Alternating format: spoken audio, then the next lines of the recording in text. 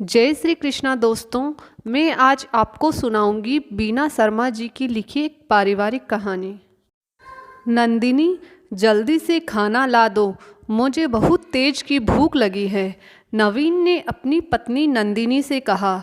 तो नंदिनी गुस्से में बोली, आज मैंने खाना नहीं बनाया। तो अब बना दो ना, तुम्हें पता है ना, जब मुझे भूख लगती है तो मुझसे बिल्कुल भी इंतज़ार नहीं होता, नवीन ने बेचैनी से कहा। तो नंदिनी बोली, मैं तुम्हारी पत्नी हूँ, नौकर नहीं हूँ, जो तुम्हारे कहते ही डर के कारण तुम्हारे सारे काम कर दूँगी। जब तुम्हें मेरी परवाह ही नहीं है तो मैं तुम्हारी परवाह क्यों करूँ। मैं तुम्हारे लिए खाना नहीं बनाऊँगी। आज के बाद मैं तुम्हारे लिए ना ही कोई काम करूँगी और ना ही तुमसे बात करूँगी। आज के बाद मुझसे कभी बात मत करना, ना मुझे अपनी शक्ल दिखाना और ना ही मेरी शक्ल देखना। यह सुनकर नवीन आश्चर्य से बोला, कैसी बहकी बहकी बातें कर रही हो तुम। यदि तबीयत ठीक नहीं होने के कारण तुमसे खाना नहीं बनाया जाता तो कोई बात नहीं, परंतु तुम्हें तो पता है कि तुमसे बोले बगैर मैं बिल्कुल भी नहीं रह पाता, और जब तक तुम्हारी शक्ल ना देख लूँ मुझे चैन नहीं आता। आखिर क्यों खफा हो मुझसे।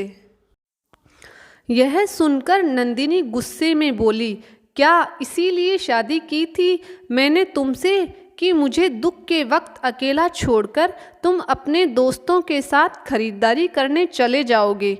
खरीदारी तो तुम बाद में भी कर लेते, पहले मुझे डॉक्टर के यहाँ लेकर जाते। शादी के वक्त तो तुमने बड़े बड़े वादे किए थे साथ निभाने के, परंतु जब साथ देने की बारी आई तो मुझे घर में दर्द से तड़पते हुए छोड़कर खुद दोस्त के साथ बाहर चले गए। तुम्हें पता है तुम्हारे इस तरह के व्यवहार से मेरे दिल को कितनी ठेस पहुंची है। यदि मैं तुम्हारे साथ ऐसा करती तो क्या तुम मुझे माफ़ कर देते। कहते हुए नंदिनी की आंखों से आंसू आ गए थे।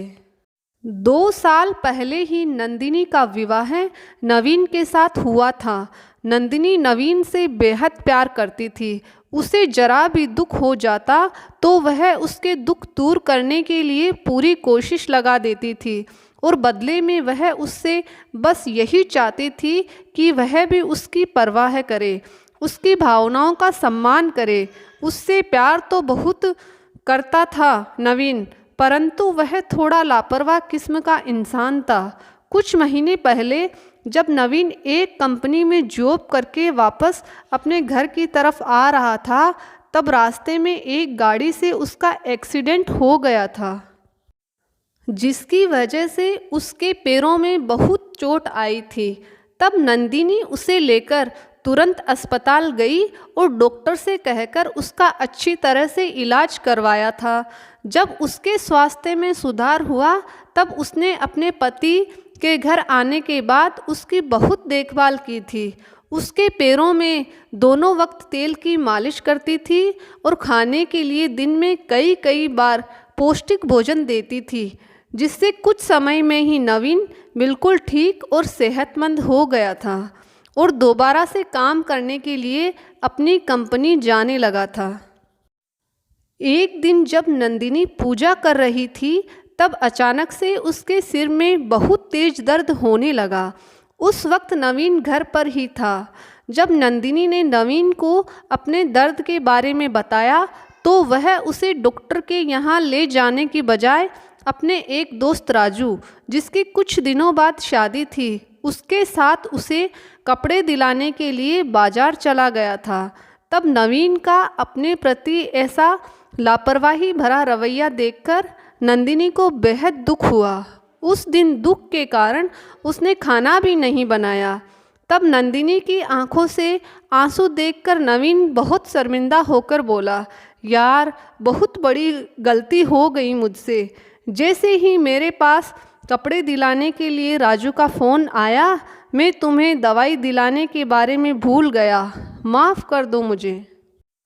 परंतु ऐसा मत कहो, क्योंकि मैं तुम्हारे बगैर बिल्कुल भी नहीं जी सकता। जानता हूँ मैं कि तुमने मेरे लिए कितना कुछ किया था और मैं तुम्हें डॉक्टर के यहाँ ले जाने की बजाय अपने दोस्त के साथ चला गया। प्लीज़ प्लीज़ मुझे माफ़ कर दो, बस एक मौका दे दो मुझे। आज के बाद कभी ऐसी गलती नहीं करूँगा। चलो अब देर मत करो, जल्दी से मेरे साथ डॉक्टर के यहाँ चलो। नवीन की बातें सुनकर नंदिनी बोली, बस आज एक मौका दे रही हूँ। आज के बाद तुमने मेरे साथ कभी ऐसी गलती की तो हमेशा के लिए मैं तुमसे बोलना छोड़ दूँगी, क्योंकि मन बहुत दुखी होता है जब दुख के वक्त अपना साथ देने की बजाय किसी और के साथ चले जाते हो। तो शादी का मतलब एक दूसरे का साथ निभाना होता है, साथी के साथ लापरवाही करना नहीं। मैं अपने कान पकड़ता हूँ, आगे से ऐसी गलती नहीं करूँगा। अब तुम जल्दी से डॉक्टर के चलो। नवीन ने नंदिनी से माफ़ी मांगते हुए कहा। तो नंदिनी बोली, ठीक है, तुम्हें माफ़ किया, परंतु आज के बाद मेरे साथ ऐसी गलती दोबारा मत करना, नहीं तो मैं तुम्हें कभी माफ़ नहीं करूँगी। नंदिनी ने कहा। तो नवीन बोला, वादा करता हूँ आज के बाद कभी ऐसा नहीं करूँगा। यह सुनकर नंदिनी नवीन के साथ दवाई लेने के लिए डॉक्टर के चली गई। जब नंदिनी और नवीन अस्पताल में पहुँचे तो डॉक्टर ने नंदिनी का चेकअप करके बताया कि बीपी बढ़ने के कारण सिर में दर्द हो रहा था। शुक्र है तुम समय पर आ गए, नहीं तो थोड़ी सी देर और होने पर दिल का दौरा भी पड़ सकता था। ब्लड प्रेशर हाई होने से अक्सर दिल का दौरा पड़ जाता है। हमने दवाई देकर ब्लड प्रेशर को नियंत्रित कर लिया है। आगे से ध्यान रखना, यदि इन्हें कभी दर्द की शिकायत हो तो तुरंत अस्पताल लेकर आना। कभी कभी लापरवाही करना जीवन के लिए हानिकारक भी हो जाता है। डॉक्टर की बात सुनकर नवीन बोला, आज मैं अपनी लापरवाही के कारण बेहद शर्मिंदा हूँ। अब मैं कभी भी लापरवाही नहीं करूँगा। जब भी इन्हें दर्द की शिकायत होगी तुरंत इन्हें डॉक्टर के लेकर आऊँगा। मुझे मेरी गलती का एहसास हो गया है। नवीन के स्वर में पश्चाताप की भावना देखकर नंदिनी के चेहरे पर मुस्कुराहट आ गई थी। दोस्तों, शादी का रिश्ता तभी मजबूत होता है जब पति पत्नी दोनों सुख दुख में एक दूसरे का साथ निभाते हैं। यदि दुख के वक्त पति अपनी पत्नी का साथ ना दे तो पत्नी का दिल टूट जाता है और रिश्ते में प्यार की जगह खटास आ ही जाती है। इसलिए रिश्ते को प्यार भरा बनाने के लिए दुख में अपने साथी का साथ जरूर निभाना चाहिए। जय श्री कृष्णा। दोस्तों, अगर आपको मेरी ये कहानी पसंद आई तो मेरे चैनल को लाइक और सब्सक्राइब जरूर करना।